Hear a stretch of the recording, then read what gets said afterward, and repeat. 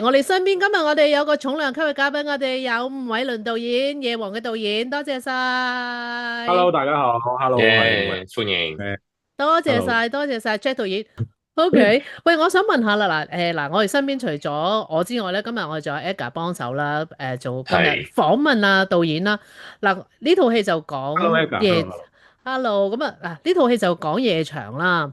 咁我利申啊，我係有去過㗎，係有姐姐係嗰啲，我都去過，咁我都見識過。不過咧，就大富豪啊，同埋中國城嗰種咁金碧輝煌咧，我就未見過。但係咧，我一同翻我而家嚟係啊，我去過嗯。深圳類似咯。大富豪中國城嘅呢兩個場我都冇去過，因為佢哋最鼎盛嗰個時期，我得十零歲，嗯。即係就算唔係年齡嘅問題，嗰陣時邊有咁多錢落呢兩個場？呢真係好兩個場真貴。係非常之高消費嘅喂，兩個場。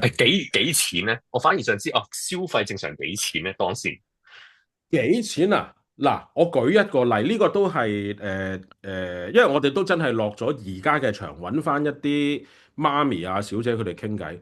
咁我盡量都係揾翻一啲真係經歷過八九十年代嘅媽咪去傾。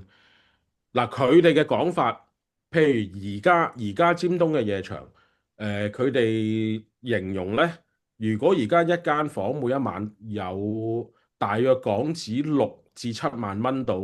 即係一晚嘅消費一間房啊，佢哋覺得已經好好噶啦。哇。咁而佢哋形容而家算係幾好嘅6、7萬蚊，喺最鼎盛嘅年代係 tips 都唔止呢個數。哇，好勁咁喎！就哇。大約估計到當年嘅消費去到邊？喂，同埋咧呢套戲嗱，即係講翻係八九十年代嗰個夜場個感覺啦。我想話俾導演嗯，聽，你知唔知我身邊即係同我咁上一年紀啊，即係我年紀大過你啦。咁跟住佢哋都去過呢個中係咪國城，同啊？係去過中國城同去過呢個大富豪，佢哋好期望入去睇下，揾到啲感覺翻嚟嘅喎。但係你哋係 base on 係真係嗰個年代啊，包括嗰個 setting 啊，因為我見到你哋嗰個景係全部搭出嚟嘅，好靚喎個景。係係點樣構思同埋點係。樣揾啲資料搜集翻嚟嘅咧？其實最主要真係要揾啲媽咪去傾偈，因為我哋譬如我哋喺網上要揾翻大富豪或者中國城嘅相片或者係一啲 video 去睇，嗯其實好少好少，係嗯極少。嗯。咁只能夠喺啲真係好短或者只係，因為佢都影唔晒全景啊，就算見到啲相，即係可能只係一 part，即係見到一條走廊呢張相，跟住嗰張相可能就係見到其中可能坐位或者一間房或者大廳嘅其中一 part。嗯，咁其實都係要成個美術 team 去睇翻呢啲咁有限嘅資源，跟住就自己去想像大約會係一個點樣嘅格局咯。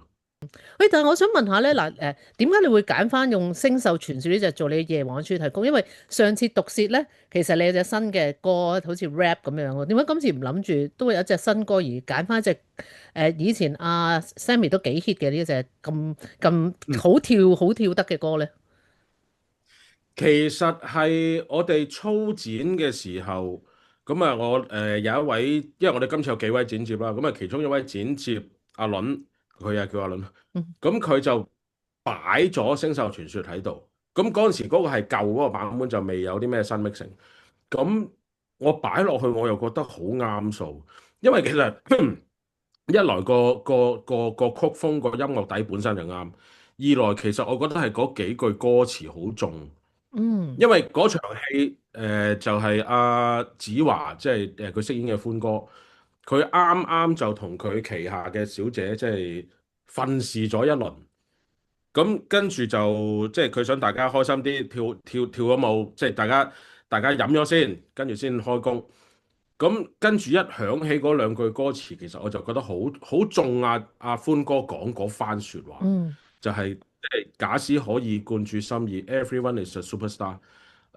我覺得好貼合成個戲個主旨，咁所以真係阿倫擺咗喺度之後，我就覺得喂係要用呢首噶啦，咁就一路都擺咗喺個即係初剪個版本，咁其實之後一路都冇改動過。咁係去到後邊就開始同 Sammy 傾，即係想用佢揾翻呢首歌。阿 Sammy 都好好驚喜啊，因為佢話佢冇諗過一首佢咁多年前嘅歌，竟然俾我哋抄翻出嚟，即係擺喺而家呢部戲嗰度用。咁好快，阿 Sammy 亦都好二話不說，佢真係好幫手。咁佢就覺得不如即係都隔咗咁多年啦，如果要擺呢個戲，不如即係重新做個 mixing。嗯咁甚至乎佢係想寫多一段新嘅歌詞，就當 rap 咁樣 rap 出嚟。咁，我覺得最犀利嗰樣嘢係呢件事，Sammy 真係一呼百應，因為佢一講咧，其實係嗰陣時個時間其實唔長嘅。咁佢已經即刻就揾人山人海嘅 Jason 機着佢哋去搞呢首歌。咁跟住亦都揾咗姜檸樂去寫 rap 嗰段歌詞。咁就咁阿 Sammy 亦都自己提出，佢話佢唔想自己一個唱。咁首先 rap 嗰兩段就係想揾戲裏面即係兩位男演員啦，就係阿 D 啦、何啟華啦，同埋飾演土地嘅楊偉倫，佢又係叫阿倫啦。咁就佢哋兩個分別就 rap 咗兩段，咁跟住就叫晒我哋戲裏面即係我哋叫冬日夜總會嘅嗰班 E.J. Girls 就一齊同佢唱和音，咁係一件非常之興奮嘅事嚟。嗯我都有上去睇佢哋拍 MV 嗰陣時，咁啊大家都玩得好開心。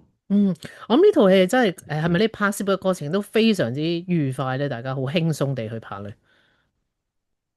愉快就係，輕鬆就講唔上。係咩？咁我知道最初即係我聽過你好多嘅版本嘅訪問版本啦。其實你最初都係一套好係你嘅 style 好腥風血雨嘅感覺喎。由幾時開始突然間變咗一個輕鬆劇咁樣咧？其實係最初咧，係最初嗰個版本，應該個源頭應該咁樣講。其實成件事個源頭係呢個劇本，我係需要揾一位女編劇去幫手寫，一因開始已經有咁為因為太諗法。多係啊，因為太多女性角色。嗯咁一定，我哋如果男編劇寫，一定係好容易側埋一邊。咁我一定要揾一個女編劇去同我 balance 翻成個戲。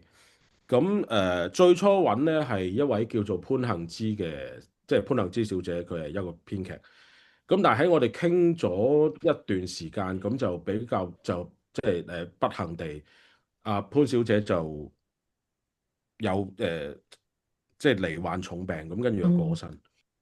咁跟住我哋都要繼續做呢個 project 啦。咁我就要再揾另外一位女編劇。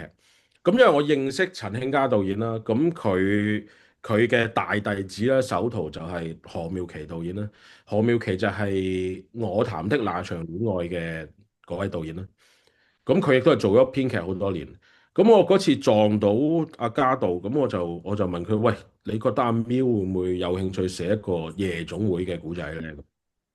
咁跟住阿嘉道就笑一笑，佢話你揾佢傾下咯，可能 OK 嘅咁。咁跟住我就揾阿 Miu 傾啦。咁我就俾咗我初代嗰個版本，嗰個未去到劇本嘅，我哋叫大，即係我哋叫分場啦。其實都幾詳細。咁啊俾咗佢睇。咁跟住我就即係同佢約見啦，就傾。佢其實出到嚟第一時間已經推㗎啦。點解咧？因為嗰個版本係都真係好血腥暴力下嘅。咁佢就已經即時同我講話，Jack 我唔係寫開呢啲嘅喎，我搞唔掂嘅喎呢啲。咁跟住我就同佢，我都笑手同佢講話，你唔使擔心嘅，嗰啲咁暴力嘅場面我會搞掂㗎啦。你你幫我處理翻啲女性角色。咁佢都覺得有啲為難嘅。咁跟住佢都即時講，佢俾咗個好好嘅 offer，我就話我唔收你錢啦，我淨係幫你度啦，寫就唔好啦。咁跟住我話：嘿，唔好咁快推住你，再考慮下先啦，我再傾下先。咁跟住隔咗一小段時間，咁跟住阿 Miu 突然間有一日就問我，佢話：喂，你介唔介意揾埋阿家道一齊傾？咁我話梗係好啦，因為家道真係即係香港編劇界嘅真係大師嚟嘅。嗯咁同埋我同阿家道都好有淵源。我入行正式第一部戲，我係做場記嘅，即係導演組嘅崗位。咁嗰部戲就係阿家道做監製，就係、江湖告急。嗯咁所以其實我識咗家道好多年，佢都可以真係話係睇住我大嘅。咁今次即係佢願意同我哋一齊讀，我真係開心到不得了。咁跟住我就上去就同阿家道去傾，咁我就由頭至尾講咗個故仔俾佢聽。咁佢聽完其實佢第一個反應就係佢話：阿 Jack 你而家個故仔好 heavy，佢話唔咁樣唔係好着數。咁其實嗰陣時應該係24年嘅10月、9月、10月度啦。我如果我冇記錯，即係完晒毒舌噶啦，已經係。完晒㗎啦，完晒。嗯哼咁跟住阿家道就話：你部戲而家搞得起碼都去到25年尾或者26年頭先出街㗎啦。咁嗰個時間佢會覺得香港人應該唔會想睇一個咁 heavy 嘅戲。嗯嗯，因為當其時其實當然都係一個即係經濟衰退嘅狀況，其實嗯大家嘅生活都比較辛苦。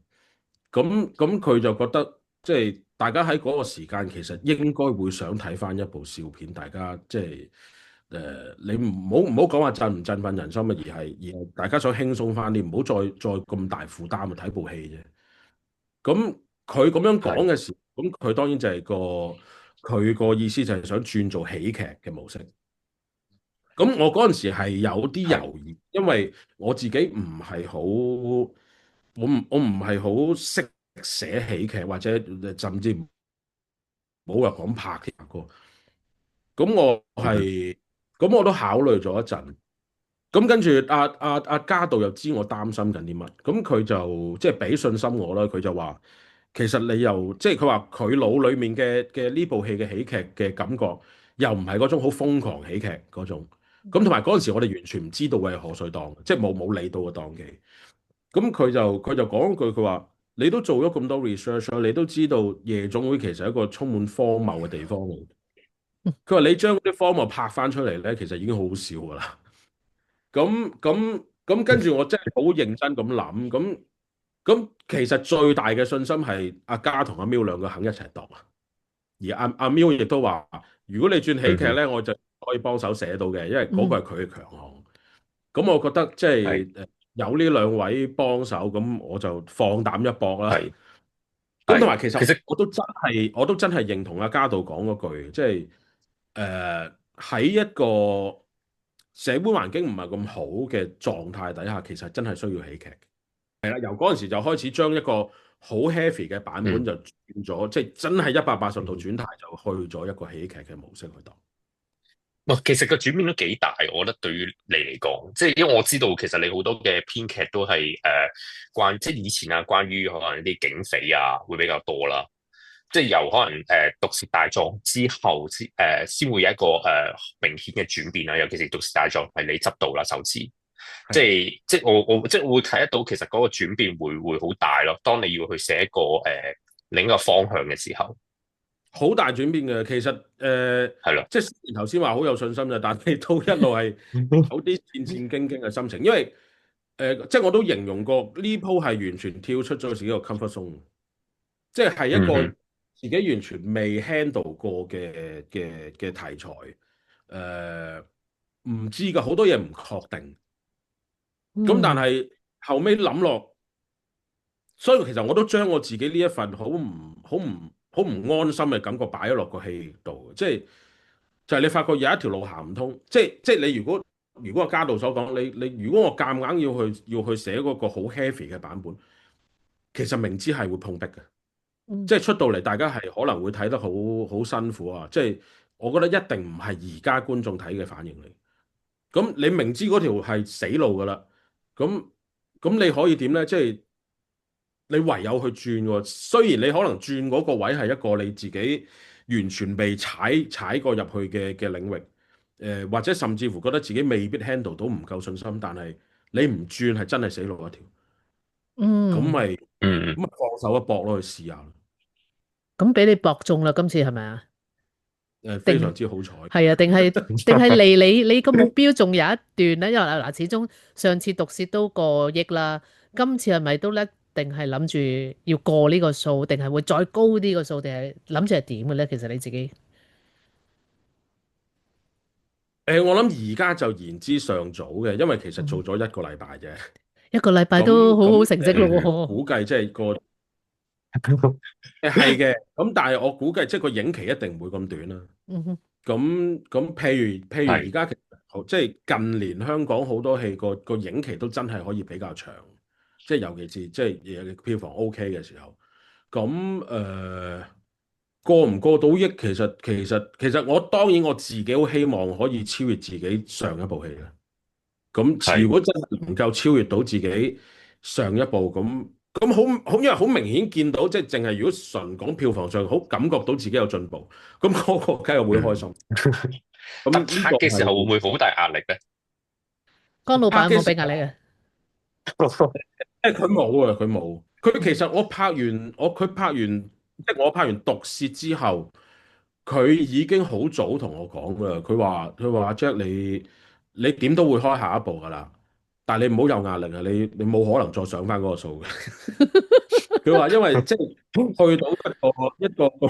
去到一個咁成功嘅票房數字，係好多因素加埋一齊嘅。你夾嗯，硬俾壓力自己，其實都冇用嘅，即係你盞綁手綁腳嘅啫。嗯咁即係佢確實係一個都即係睇得好通透嘅導，即係唔係導演，佢確實係一個睇得好通透嘅老闆嚟嘅。咁所以其實佢冇俾過任何壓力我。咁但係你話我自己有冇壓力？我話冇啊，呃你嘅啫，點會冇啊？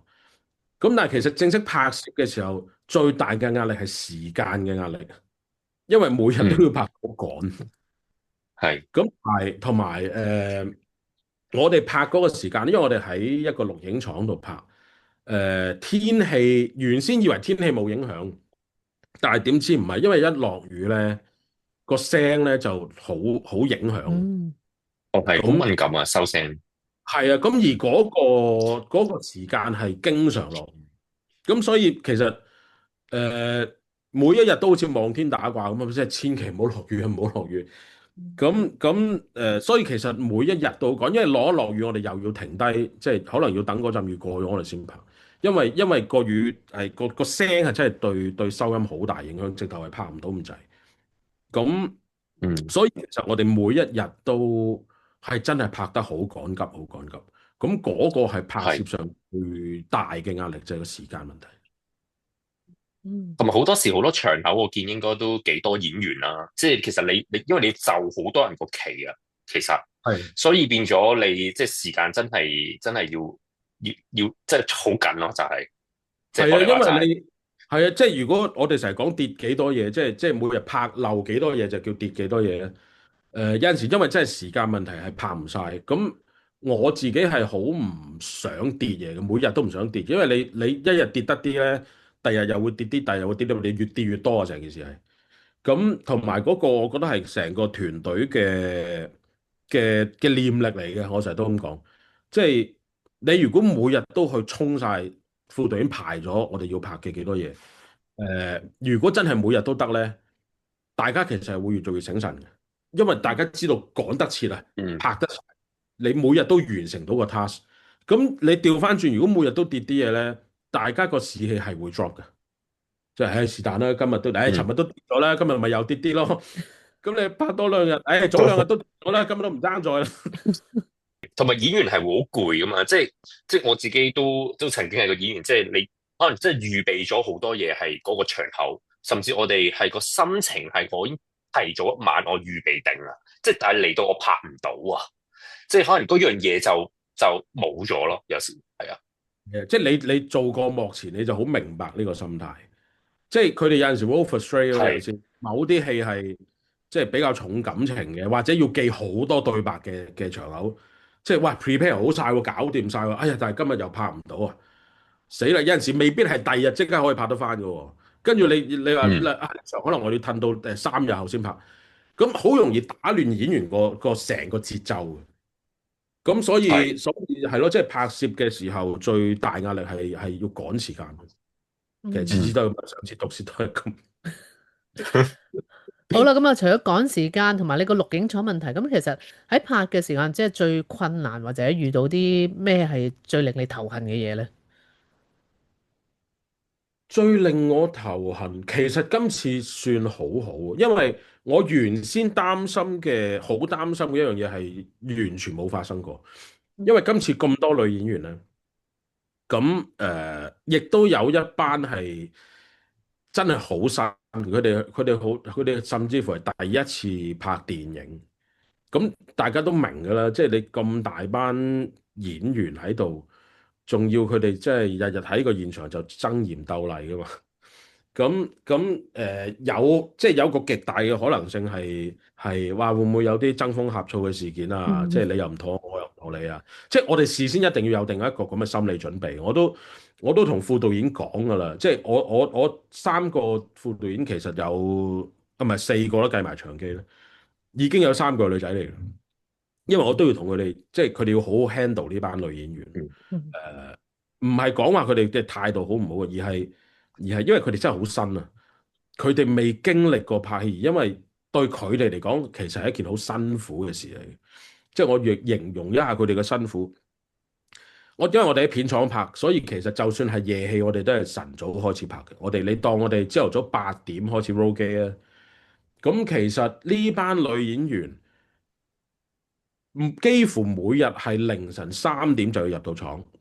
開始去 set 頭化妝，因為佢哋要排隊，因為我哋唔能夠一個服侍一個，即係哇，啲化妝梳頭。咁係我哋嗰個片廠又係一個比較偏遠嘅地區，八鄉啊。嗯咁而佢哋大部分係哦住市區噶嘛。咁所以即係話，如果3點要入到廠，佢哋可能2點就開始要起身，咁即係梳洗各樣，跟住就坐個好長嘅車程就入廠。咁你諗下喎，凌晨2點起身喎，咁你諗下佢哋幾點瞓？嗯即係其實已經係打亂晒佢哋本身個生活個習慣。咁你入到廠，你如果嗰日係早化完妝嘅，你又要等我繼續喺度。咁而嗰段時間好係攰㗎嘛，即係你又唔知瞓好定唔瞓好，跟住又去到08可能就又 roll 機啦。有陣時又未必去到08就已經係開始就 roll 佢哋係唔知會等幾耐。咁所以其實真係一個非常之即係辛苦嘅工作嚟嘅，即係喺嗰段時間。咁但係呢個就係我非常非常覺得幸運好彩，佢哋呢班我成日即係而家叫佢哋做 EJ Girls，係冇嗌過交啦，冇怨言過啦。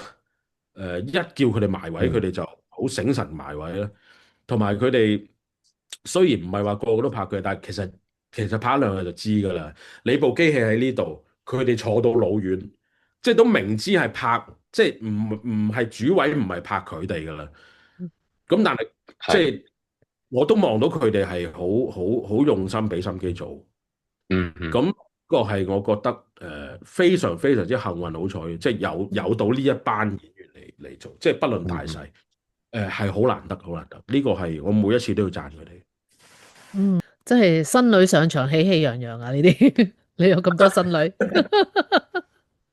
係嘅，係。我嗱，咁不如嗱，你講開啲新女啦，咁我真係想講下，因為其實毒舌其實我真係睇咗好多次，每一個角色我都好深入我心入邊，我到而家都記得每一個角色。今次啦，入邊啲角色咁多女啦，除咗歡哥 V 姐，即係一定係主歡哥 V 角啦，姐係啦，跟住阿土地啦，同埋係阿 D，係咪今次個戲份會比之前少啲咧？拍嘅時候唔係嘅，但係後尾因為都剪走咗好多嘢，嗯其實又係不論大細，即係由上至子華 Sammy 去到下邊，即係有啲好散碎長口各樣都其實係剪走咗好多嘢。嗯，我想問下咧，即係個個你都想俾翻個故事佢嘛？即係好似上次毒舌個個都好鮮明嘅角色，今次有咁多人啊，咁女仔又有咁多啦，咁究竟你係點樣去分配啲戲份俾佢哋咧？其實一定唔會分得好平均㗎啦。嗯咁即係冇得咁，其實真係冇得咁貪心嘅。同埋其實佢哋自己知嘅，即係喂你行到入嚟，你見到子華同 Sammy，你就已經明啦。咁兩嗯位大前輩，咁我能夠做嘅嘢就係盡量佢哋每一個都即係都有一個比較明顯嘅性格，大家觀眾會 catch 到。咁即係譬如黃丹妮同廖子妤兩個，咁Louis 咁我同佢好，我話最簡單最簡單，我話你飾演 Coco 呢個媽咪，我就係要寫江湖仔女，因為你喺一個夜場一定有呢一種感覺嘅媽咪，嗯即係我即係用江湖兒女嚟形容，咁係豪氣啲嘅。誒飲酒係基本上係千杯不醉嘅感覺嘅。咁調翻轉強烈啲嘅對比就係去到廖子妤阿 Fish，我就話你又好唔同啦。你飾演嘅 Mimi 係四隻字，我就係叫佢記住就係柔情似水。咁即係你起碼呢兩個即係 Coco 同 Mimi 呢兩個媽咪就好，你見到一個好大嘅分別。嗯咁你就係揦住呢兩隻字，一個揦住江湖兒女，一個揦住柔情似水，就由呢個出發點一路去諗個角色，所有場口要點樣做。咁跟住再一路落去就係，即係我都同不同嘅 EJ Girls 佢哋去講，即係你哋大約係一個咩格，你揦住呢個格就由頭行到尾。嗯咁嗯呢個係就算佢哋篇幅唔多，但係觀眾都會對佢哋個印象會深刻到，就係因為佢哋揦住一樣嘢由頭行到尾。嗯。不過你頭先講緊嗯黃丹妮同廖子妤咧，佢哋兩個即係我哋就咁，因為澳洲都係啱啱上咗2日啫。咁我哋都係之前會係睇一啲預告片，佢哋兩個出嚟嗰種經驗咧係靚到不得了。呢個都係開呢部夜總會為題材嘅戲嘅一個都幾重要嘅原因，因為我覺得香港好似好耐冇一啲好靚人靚景靚衫嘅戲，嗯即係觀眾，即係當然觀眾如果好粗略咁樣去分，咁當然就有一班係影迷啦。影迷就係唔介意，可能唔介意咩類型題材，因為佢哋真係好中意電影。嗯任何類形式嘅電影佢哋都會睇。咁另外一批就係一般觀眾啦。嗯一般觀眾佢哋睇電影，佢哋會視電影為娛樂，即係其中一範娛樂嘅啫。咁呢幾年大家都睇咗好多比較可能對佢哋嚟講比較辛苦嘅戲咧。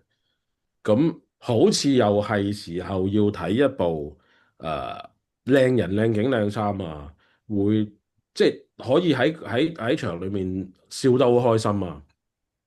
咁亦嗯都有一啲感情上嘅可以打動到佢哋。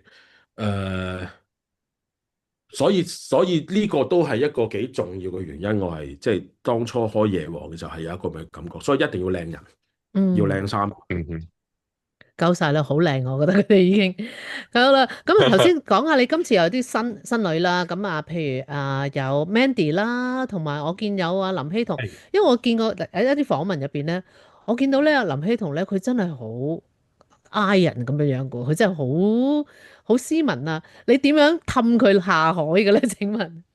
其實 Hazel 係一個藝術家嚟，因為佢好中意影相。佢俾我睇過佢大學嘅一個畢業功課，係一本書嚟嘅。佢係去咗當日喺九龍城做咗好多訪問，影咗好多相。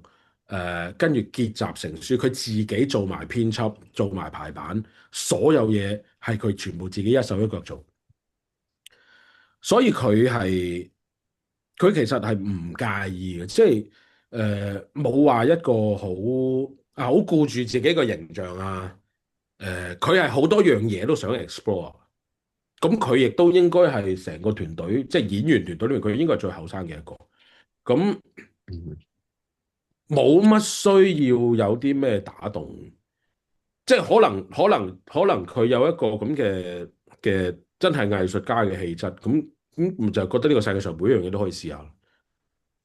咁嗯我又冇要求佢去到好大尺度嘅嘢，咁佢都好開心去玩呢一鋪。嗯咁另外阿譚文軒Mandy，其實係本身第一件事，當然佢真係好靚。咁我都話呢部戲要揀即係呢班做公關小姐嘅女演員係三個條件嘅啫。第一靚，第二有身材，第三就係又靚又有身材。嗯咁喂點都中啦，係咪先？咁而我本身好早我已經想即係拍下佢同佢合作嚇，因為我嘅服裝指導阿 Karen 葉嘉欣，佢之前同阿 Mandy 合作過，佢都幾大力推薦。佢話：喂，Mandy 有格嘅，即係因為而家其實好多新人佢哋最欠缺嘅自己嘅格。嗯即係你如果數翻嗯數翻80、90年代嘅嗰班 artist，佢哋係好快行出嚟，你已經感覺到佢有格㗎。而每一個能夠彈起嘅都係就自己個格出嚟。咁而家呢一代咧係係比較少嘅。咁而 Mandy 係一個都幾突出，又真係有自己個格嘅演員。咁除咗服裝指導 Karen 推薦過嗯哼我，阿 Miu 何妙琪亦都推薦俾我，嗯因為佢之前都拍過 Mandy。咁我就好。咁我就好，即係我都聽佢哋講啊，因為阿 Miu 或者 Karen 都係我哋即係合作開嘅人，咁跟住咪約見咯，大家傾偈。咁其實傾咗第一次，咁我因為通常我未合作過嘅演員，我都會同佢哋深入啲傾下偈。我要摸下佢哋個底嘅，即係佢哋究竟係咩人嚟嘅咧？佢哋嗯本身個性格係點樣咧？因為呢班比較新嘅演員，佢哋未夠演出經驗。咁我要點樣寫角色俾佢哋做得好？係我一定要混雜翻少少佢哋本身嘅性格喺裏面，令到佢係哋容易啲入戲，容易啲 handle 個角色點行。因係為你唔可以去咁快去挑戰佢哋嘅，即係哇！你不如諗咗個角色係完全同佢哋好唔同嘅，等佢哋試下做唔做到。係你拱佢去死，亦都等於拱自己去死。嗯因為你現場咁你一定覺得喂，真係死啊，真係唔得。跟住你去到係現場，你好難去變好多嘢。咁所以我通常新合作嘅我就會同佢哋都傾偈傾得幾深入。咁跟住咪一路去 feel 佢哋係一個咩人，去 feel 下佢哋個嗯哼格本身係點樣。咁跟住就盡量將嗰樣嘢寫落去個角色嗰度。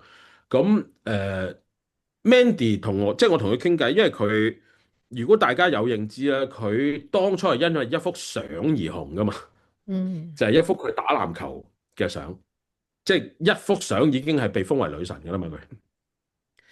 咁所以佢係一個幾好勝嘅女仔嚟嘅，因為佢係好中意打籃球。咁所以我就將佢呢一份好勝嘅感覺就寫咗落去佢飾演 Chilling 呢個角色嗰度。咁所以大家但係亦都真係好可惜地咧，佢有一場佢演得非常之好嘅戲，係剪走咗。嗯咁其實有幾位演員都係，即係佢哋有幾場好好睇嘅戲，都係而家一係就 cut 短咗，一係剪走咗。我都希望即係能夠有機會有一日我可以放翻呢啲場口出嚟。嗯，我哋都好希望會有一個呢個嗯哼導演加長版啦。頭先我哋講咗呢兩個比較新啲嘅女演員啦，兩個都好靚女啦。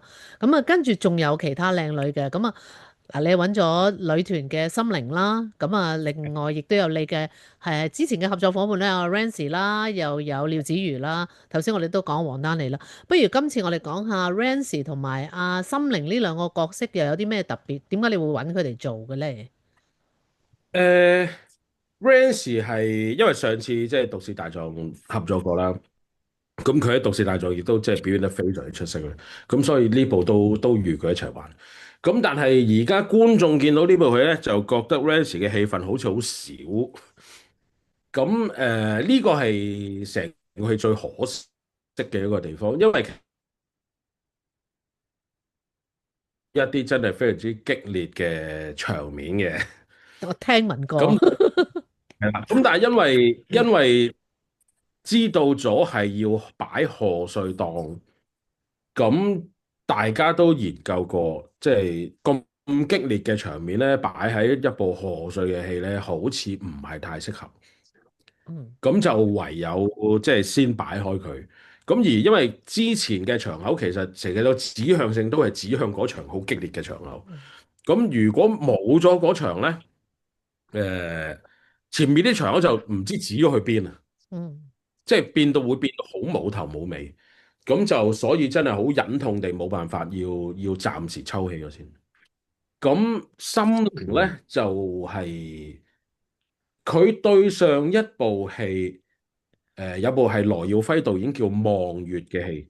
嗯咁我嗰陣時睇《望月》咧，我就有留意到心靈嘅演出。嗰部應該係心靈第一部即係拍嘅電影嚟，我就都幾深印象，因為即係心靈係女團啦，Collar，而佢喺《望月》裏面做嗰個角色係一個好乞人憎嘅角色嚟。咁嗰陣時我睇我就哇，咦犀利喎心靈，即係點解你肯做嘅咧？因為你即係唔好講女團啦，就算男團都係啦，即係偶像嚟噶嘛。咁要佢哋做一啲好乞人憎嘅角色，其實大部分都會推喎，即係佢哋唔推，經理人都會幫我哋推啦。咁竟然唔係喎，即係我睇到阿心靈成個喺望月嘅演出，雖然亦都唔係話好長，但係佢真係做得幾入型入格，而你係感覺到佢真係冇偶包喎。咁嗰個係嗰次係對我嚟講係一個好即係打咗入我心裏面。咁我都話咦有機會可以即係同心靈合作下。咁今次又係啦，咁啊就約佢傾偈咯。咁跟住一傾我就覺得我一定要用佢，因為佢確實係一個好有心嘅 artist。即係除咗唱歌舞之外，其實佢係好中意做戲，而佢幾乎係真係唔介意做任何角色、任何戲份，佢都唔介意去做。嗯咁我亦都好坦白同佢講，我話心靈今次揾得你，其實我希望你唔好介意，因為我就係想寫一個咁嘅角色。因為夜場確實係好，即係都有一班咁樣嘅人，就係佢哋已經去到一定嘅年紀啦。做小姐又冇人揀啦，但係因為性格問題，佢哋又好難轉到做媽咪。因為冇其他小姐肯跟呢個媽咪，即係因為性格問題，可能大家夾唔到啊。咁好多即係佢哋就咁棘住咗喺度。嗯咁我話好，我呢部好需要呢一個角色，因為正正就係呢部戲講嘅一樣嘢，即係你行條路行到某個位，你棘住咗啦，你唔知點好啦。你轉唔轉？你唔轉就死路一條。你轉可能就完全違反你以前嘅諗法。其實咪就等於我頭先同你哋講，我要拍呢部戲個。咁我就同心靈講，我話嗱，你即係我希望你唔好介意，因為就係正正要攞你呢一樣嘢去做文章。咁佢係一啲都唔介意。咁所以拍心靈都拍得好開心，同埋嗯好彩有佢，因為我哋中嗯間有場戲咧，就成班小姐跳舞。咁而唔係每一個，即係佢哋唔係每一個都懂得跳舞噶嘛。哦，心靈咁係跳舞出即係嗰樣嘢，身啊，係佢直排舞老師嚟係㗎嘛。啊，咁嗰次就係我就同心靈講，我話喂，幫幫手啊！佢哋唔係個個都識喐㗎，即係唔好講跳啊，喐都未必喐到。我話你教佢哋幾招啊，總之一陣一 music 一到，咁佢哋起碼大約知道可以點樣喐啦咁。咁就真係好多得心靈嗰場戲，其實就真係一個教廿幾30個人咁就大家開始就開頭都跟阿心靈咁跳，但係後尾佢哋都阿心靈都話佢哋後尾都幾自由發揮嘅，都 OK 嘅。咁所以而家出到嚟成場嘅感覺都幾好，咁啊呢個亦都多得心靈呢位排舞老師幫手。嗯，好啦，另外有幾個比較矚目嘅我覺得係彈咗出嚟嘅角色啦，咁啊土地啦，咁啊土地除係咗係聽聞係呢個阿歡哥子華神話佢係呢個新一代嘅搞笑能手之外，突然間咧佢跳咗出嚟個形象變咗許志安喎，突然間爆紅咗，呢個係咪你哋影海報之前都已經特登擺佢喺阿 Sammy 側邊，加埋佢嗰個咁冇啊，嘅錯我哋都音？冇諗過呢個方向，突然間就有網友咁講，有冇咁寫？跟住點知啲網友一提出咗個以後就係其次。咁當然許志安Andy 就係靚仔過佢嘅，呢個不能夠不承認。係係阿倫係一個好可愛嘅人嚟。點解會揾阿倫咧？因為其實佢係做開舞台劇啦，即係佢都有拍電影，但係舞台劇係比較多。我記得我應該係2年前度睇過佢一個舞台劇，有佢啦，白只都群戲嚟嘅，成班人。嗯佢係出咗場，出咗第一場之後，佢係近乎每次行出嚟，佢未講對白，啲觀眾就笑定先。嗰陣時坐喺台下睇，我就覺得哇咁堅嘅阿倫，即係佢有嗰個能量。你，即係你大家知嘅舞台劇，因為比較近啊嘛，即係你觀眾演員成個距離會近好多。佢嗰個能量係大到，佢真係行出嚟，佢同白紙兩個都係，佢哋係一行出嚟，觀眾就已經準備笑㗎啦。跟住佢有陣時可能第一個對白一掟出嚟咧，大家就哄堂大笑。嗯我話犀利呢個人，即係我話啊，以後如果真係啊嗰陣時完全冇諗過要拍喜劇啦，但係我都話啊，如果以後如果真係有機會拍喜劇，或者甚至乎唔係喜劇，都要揾佢嚟玩下好喎，即係咁高能量嘅一個演員。咁今次就係諗即係土地呢個角色嘅時候就啱啦，就不如揾阿倫嚟試下。咁啊，亦都出到嘅效果都係非常之好。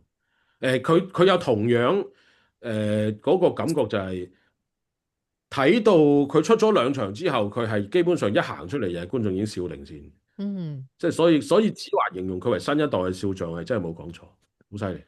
嗯，好啦，咁你頭先講緊劇團啦，咁啊另外一個咧，咁啊聽聞你揾阿葵芳翻嚟係有一段古嘅喎，都惠科勁，幾好 eye catching，佢突然間出嚟講下啲唔鹹唔淡咁嘅廣東話嘅時候，不如你又講下佢呢個突然間彈咗出嚟嘅角色啊？葵芳簡直佢自己本身就係、阿葵芳先講啦，即係佢叫阿 K 啦，蔡慧琪，嗯佢自己本身就已經係一部勵志片嚟，即係關於呢一件事。因為點解咧？其實就係、我哋籌備嘅時候就要揾海量嘅女演員去 cast 去做 E.J. Girls 啦。咁啊真係揾咗好多人。咁我有位副導演阿 Phoebe，佢就專責做 casting 嘅。咁佢就每日都 call 好多女演員上嚟，即係新又好舊又好，真係做演員嘅又有 KOL 又有，乜都有嘅基本上，真係識又嚟唔識又嚟嗰只。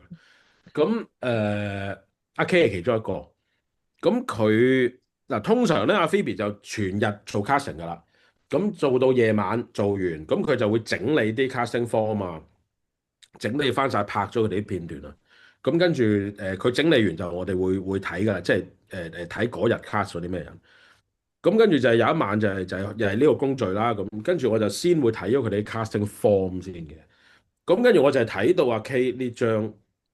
咁跟住阿副短阿 Phoebe 就話：誒導演啊，呢個唔使睇，呢個好鉗噶。我話鉗啊，梗係要睇啦，第一件事。咁跟住就係睇佢嗰個片段，我哋係全場人笑到趴喺度，即係佢係用咗一個好離譜嘅方法去做呢個 casting，因為本身應該就係靚靚女女咁啦，好嗲嬌嗲啊，好溫柔啊，即係都係呢個方向噶嘛。點知佢又唔係喎，阿 K 係用咗一個近乎係發癲嘅方向，就去 pass 呢一場戲，咁亦都係自帶鄉音咁樣去做啦。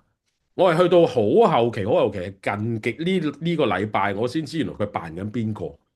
我話你都大膽喎，即係你唔好俾阿明晶知添。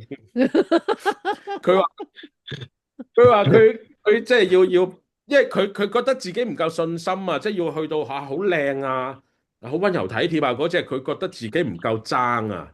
咁又係嗰隻啦，佢又係覺得佢如果要做嗰種好温柔好靚咁嗰隻，你就真係死路一條。咁佢咪即時向咯，即時冇啦，冇得用嗰個方法㗎，不如搏一搏啦，不如做個癲㗎啦咁。我話你做個癲還做個癲啦，咁點解你話自己扮緊林明晶咧？咁佢就話：我話唔係啊，明晶咁靚，佢又咁受歡迎，咁佢有少少口音咁樣講廣東話，啲香港男仔咁中意咁瘋魔，咁我咪試下呢只咯。咁跟住，但係佢個效果真係非常之好。咁跟住我就已經話，因為如果你睇過，你知道啦，我哋有一場戲，我哋形容為一言難盡。就係阿土地帶咗一班即係一言難盡佳嘅麗入嚟，小姐嚟演工係啦，佳麗。咁原先就係擺咗阿 K 喺呢一場嘅，咁佢夠鉗啊嘛，佢做得好笑啊嘛。咁跟住我就突然間諗，我話唔係喎，即係原先係冇葵芳呢個角色啦。就算佢擺頭先講一言難盡嗰場，都係出一場嘅咋，跟住就冇噶啦。咁跟住我就成日反覆喺度睇佢嗰個 casting 嗰度好好笑嗰條片，跟住我就話喂，唔係喎，佢真係得嘅喎，佢演到嘅喎。What if 呢班一言難盡嘅女仔，其中有一個留咗喺東嘅夜總會，佢會發生咩事咧？咁跟住就開始喺度諗嘢俾佢。咁其實係呢個位先至一路諗佢點解會佢叫葵芳啊？諗下佢喺冬日仲有啲咩事發生啊？佢其實點解會嚟冬日做啊？一路先至即係真係有咗阿 K 呢個人，知道咗佢，我對佢有信心，跟住係由一個佢本身冇角色就再寫一個角色俾佢去做。咁佢都非常非常之爭氣。去到而家部戲出咗嚟，即係廣大觀眾都好喜愛佢呢個角色，都好喜愛佢。咁佢都幾，所以我話點解一個佢本身係一個勵志片，佢咪就係一個用第二種方式去試自己嘅，我直頭會話用第二種方式去試自己條命，跟住佢就一夜爆紅。即係呢個係唔係淨係好運？如果當日做 casting 嘅時候，佢冇一個咁機智嘅諗法，佢係做唔到呢件事。佢當然亦都有一定嘅根底，你諗到唔一定做到噶嘛。而佢係諗到，跟住做到，跟住正式有呢個機會之後，佢好用心咁樣去做，係一啲都唔容易嘅呢件事。所以蔡慧琪本身就係一部勵志片。你發掘到個寶藏啊！今次確實係，我好想睇佢條 casting 嗰條片啫，但係全世界都好想睇。OK，好啦，另外一個唔算係一言難盡嘅佳麗啦，不過喺入邊咧都有一個擔當搞笑嘅角色，就係阿結衣啦。點解你會揾咗佢嚟做結衣嘅咧？係因為佢講日文啦，定係因為佢咁細細粒嘅身形啊？定有咩特別嘅原因咧？麗英本身係我又係好想試下同佢合作，因為佢本身又係一個好懂得搞笑嘅女仔。係難得嘅，因為佢自從發明咗自己個朵叫全死角少女，係我見到佢 IG 係自己咁寫。全死角女少女。咁我已經係其實我好欣賞嘅，即係以前嘅年代係有一批演員，男演員有，女演員有，佢哋係當然唔介意自己做丑角，亦都覺得嗰個係佢哋嘅強項。咁而大部分人其實即係大部分觀眾都好中意睇佢哋演出，因為好笑。咁但係喺近代其實冇以前咁多啊，有但係冇以前咁多。咁而真係大部分肯講得難聽啲，肯搲爛自己塊面，即係唔介意自己可能有少少醜態啊，去引觀眾笑，引觀眾開心。我係一路都好尊敬、好佩服呢一班 artist 嘅。咁而麗英我就覺得係其中嘅。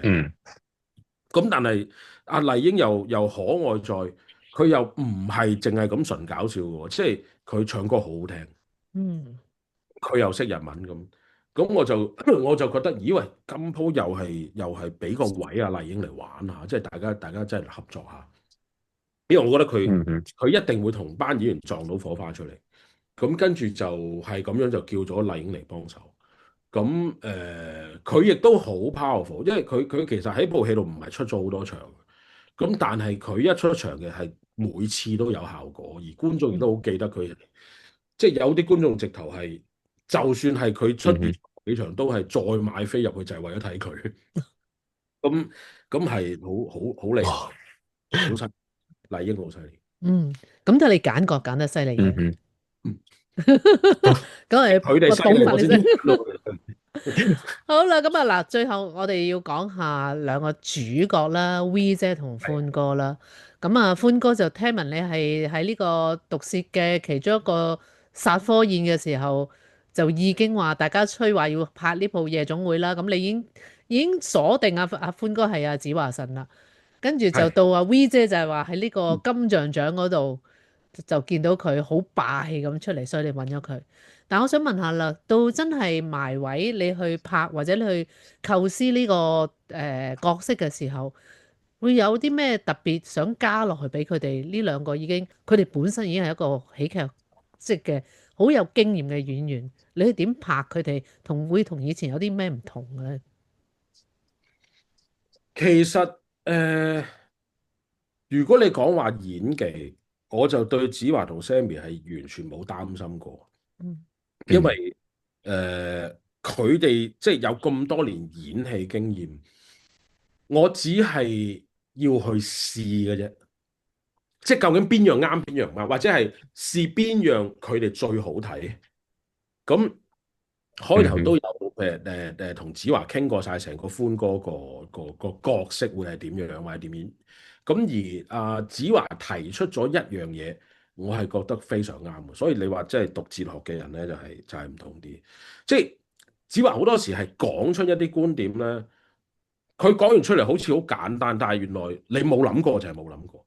即係譬如歡哥咁，佢第一次同我傾過個劇本，佢提出嗰樣嘢就係、喂，佢話喂，阿歡哥佢唔係淨係做一個即係夜總會大班，佢唔係淨係當係一份工，佢應該係好開心嘅要喺呢度，即係佢直頭好 enjoy 呢個環境，因為嗱呢個就係一個你看似好簡單啫，咁唔中意我開心咯。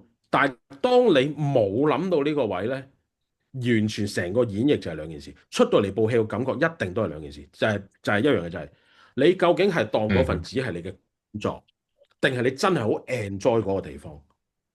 即係呢個係兩個完全唔同嘅心態嚟，大家都明嘅。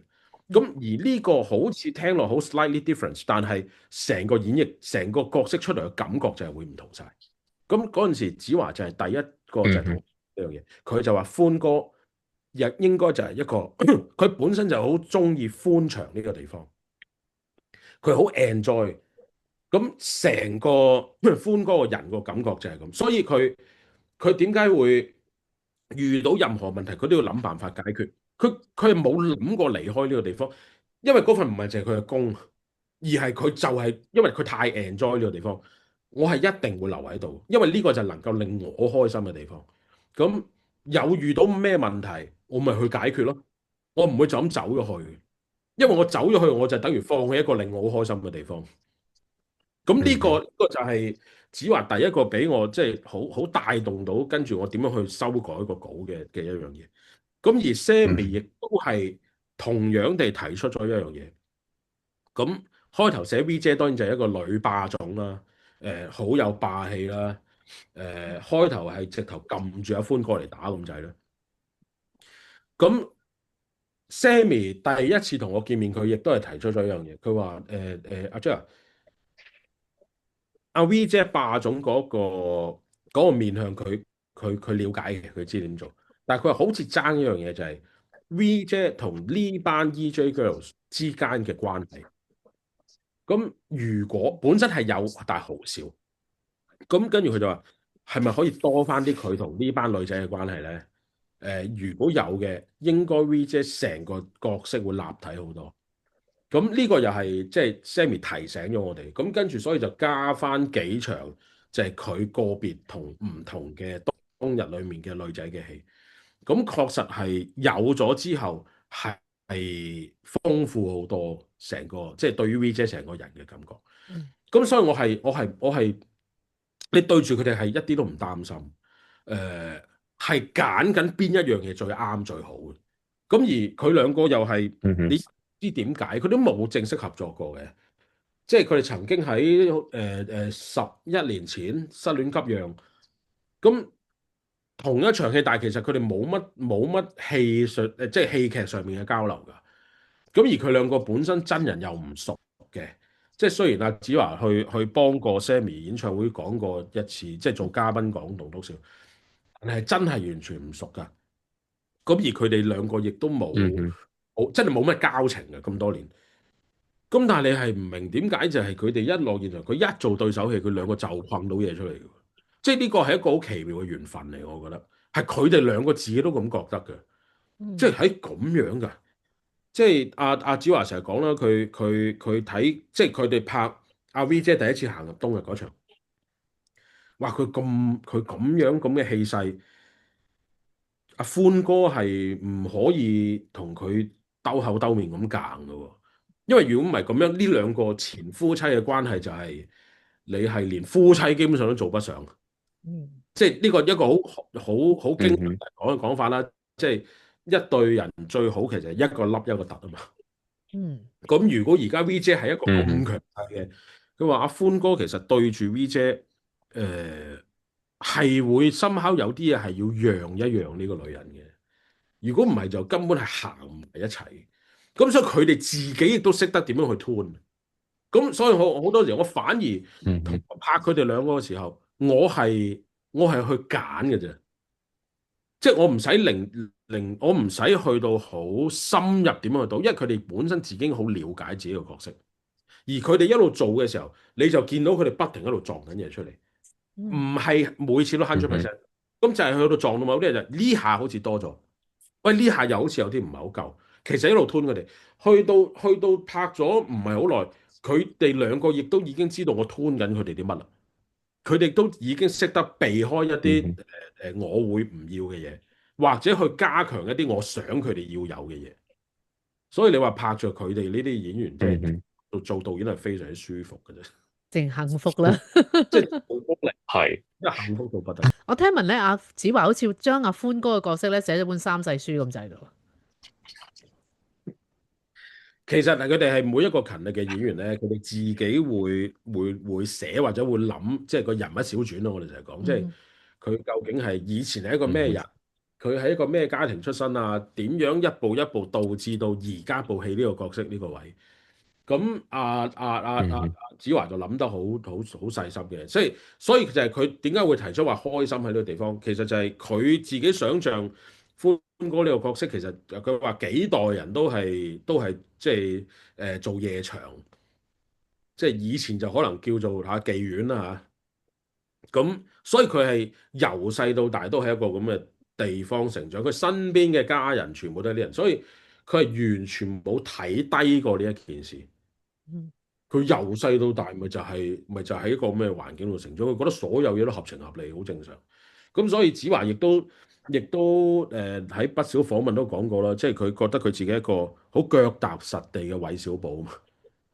咁嗯所以即係除咗韋小寶係即係都係即係韋小寶《鹿鼎記》裏面佢媽媽韋春花就係一個即係以前古代嘅媽媽桑啦嚇。咁佢阿韋小寶又係自細喺妓院度長大，佢見過好多不同嘅人，男男女女咩關係都有，咁所以佢好懂人情世故。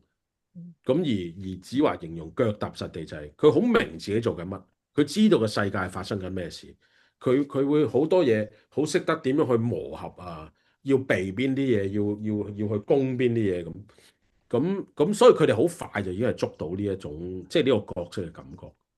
即係可能作為編劇出身啦，咁即係會唔會唔中意人哋改對白啊？其實我好想問呢樣嘢，因為可能即係導演自己嘅腦海裏邊其實已經有一個構思噶啦嘛。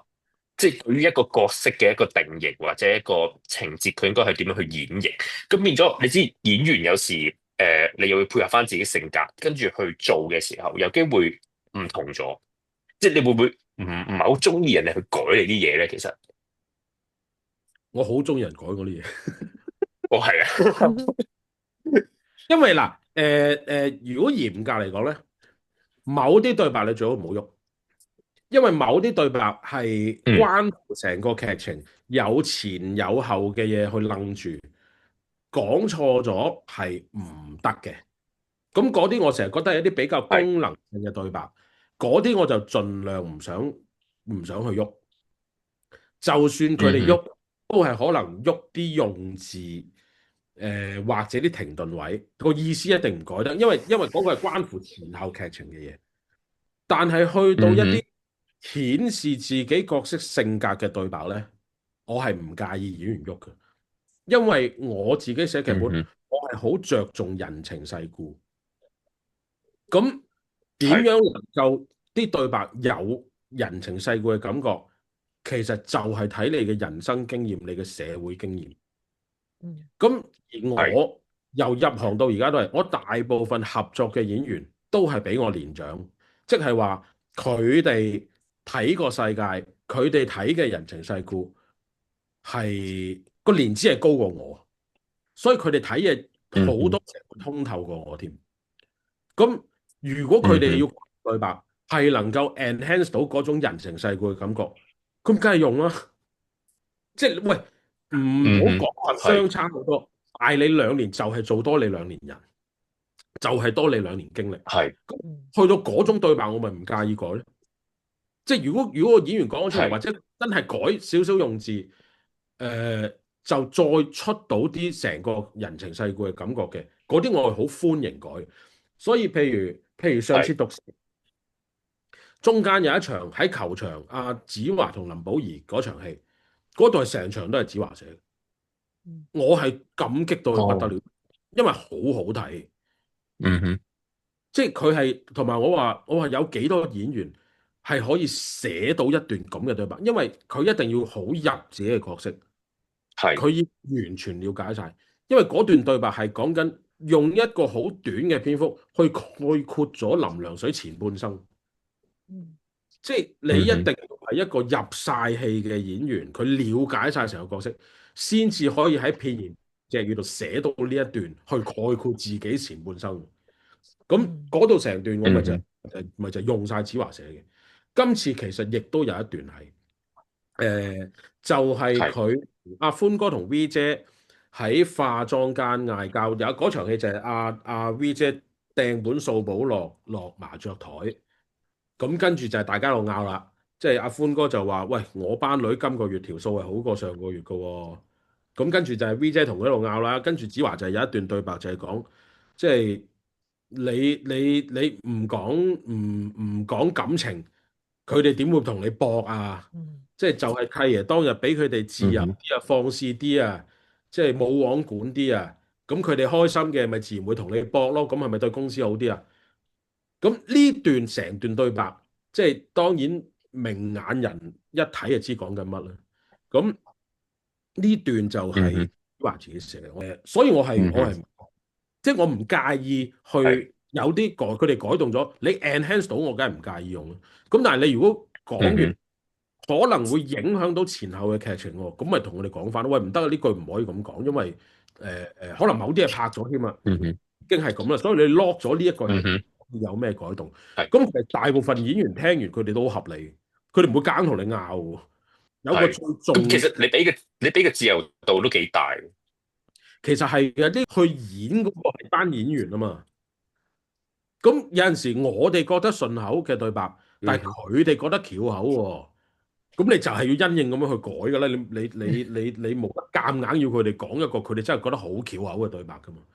即係你話，除非係我哋係有心要用一啲翹口嘅對白變成一個效果，即係譬如，亦都係嗰場就係阿菲臘同阿咪咪跳緊舞，咁跟住阿歡哥 V 姐兩個就喺度講在唔在意嘅嗰段對白，嗯嗰堆對白係專登要翹口嘅，咁嗰啲我咪盡量想佢哋跟翻講咯，因為嗰個係一個效果嚟噶嘛。係嗯咯，咁所以你話演員改唔改嗯哼，係要因應情況。嗯，好啦，咁啊，之前我都睇到話講對白啦，阿子華神話係佢從影以嚟講最多粗口嘅一套劇，一套電影。咁但係咧，其實你哋最初未正式出街，淨係有 promo 嘅時候，我都替你擔心，喂死啦，會唔會3級㗎？即係始終3級，變咗有啲嘅朋友可能未必會入場睇喎。咁終於咧，嗯，而家係2B 啊嘛，係咪啊？係。咁啊，應該好好多咯。即係而家其實係咪即係香港都鬆手咗咧？喺呢一方面。其實係啊，呢個我都係每次講我都係要讚電檢嘅香港嗯電檢。佢哋係真係好開明嘅，即係本身係多粗口啦，亦都有一啲粗口字係基本上係一定三級嘅以前。嗯咁但係佢哋翻嚟咧，就係佢哋好明白，即係呢部係一部首先就係一部講夜場嘅戲。咁喺夜場呢啲地方，裡面嘅人會講粗口，佢哋係覺得合理嘅。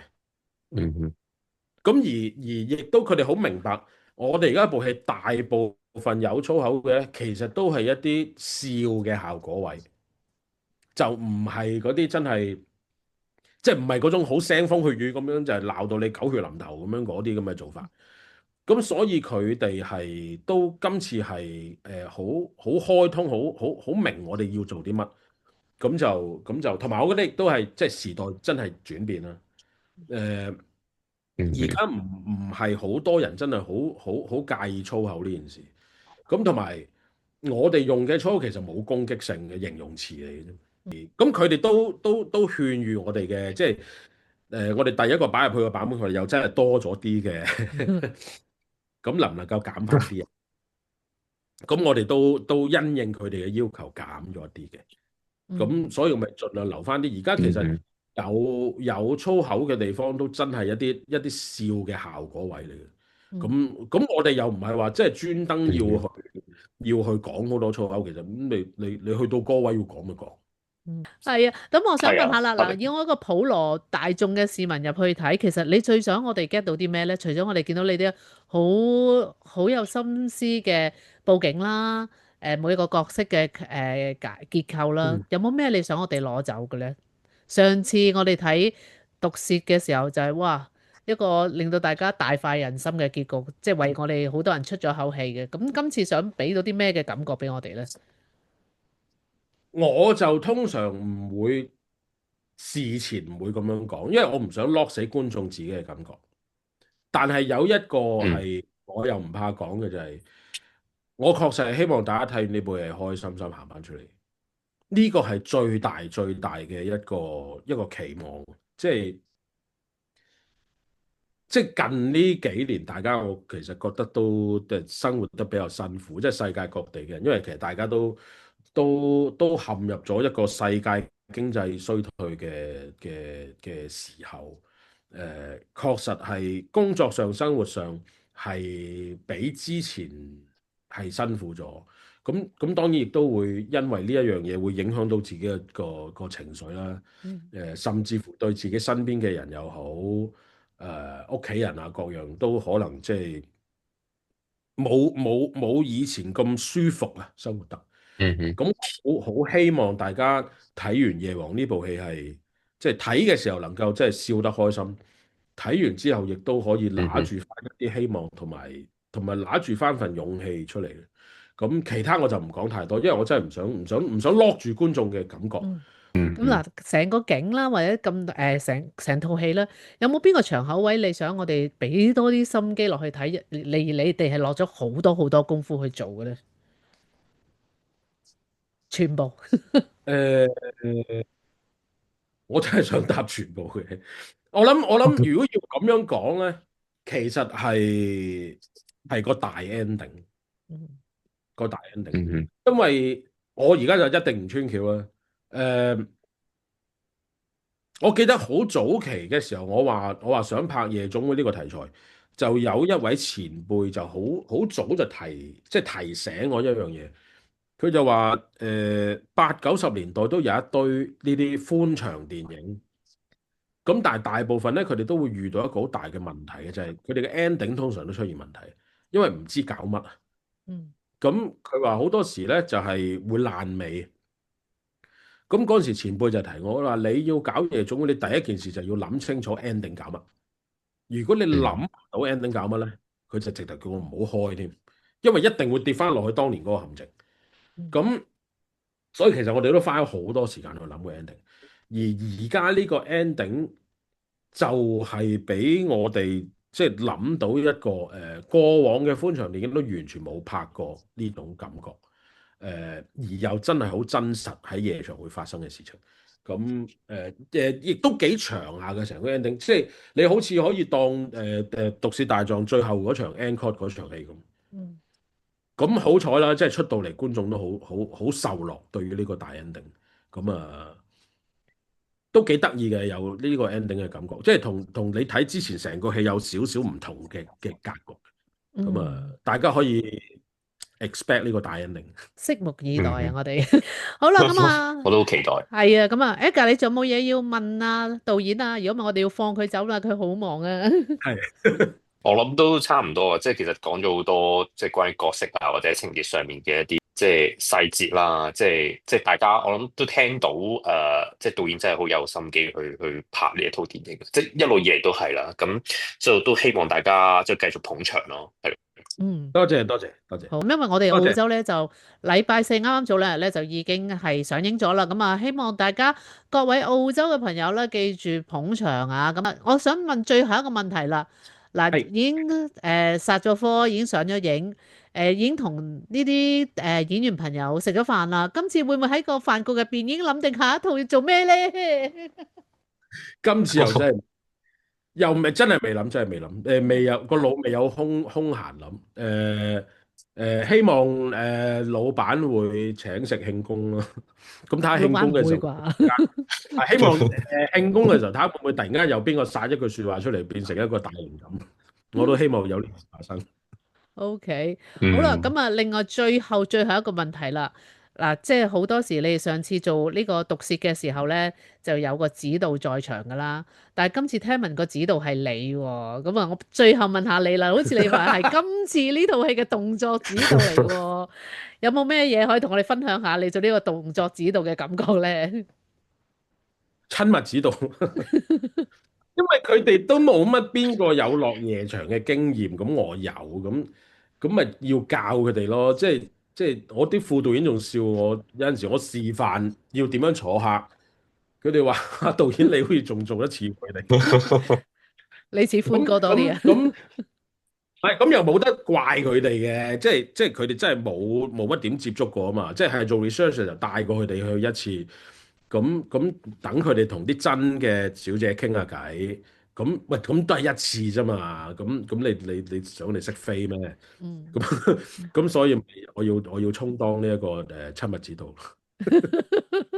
好啦，咁所以我哋見到我哋今次成套戲啲女主角啊、女配角啊，好無味、好 sexy、好温柔，都係靠晒你噶咯喎，應該係。靠佢哋嘅，我指導啫。好啦，咁今日多謝晒導演啊，多謝晒吳偉倫導演，咁啊希望你今次嘅票房啦，繼續節節上升啊！多謝多謝，thank 嗯，you，Jenny，thank you，多謝晒。即係都希望即係係咯，今次電影都票房更加好啦，即係比《毒舌大狀》更高啦，即係先預祝你先啦，係啦，多謝係啦，多謝多謝，係啦，咁啊好啦，咁我哋同各位澳洲嘅朋友講聲拜拜啦，咁啊大家記住入場睇夜王，拜拜拜。拜。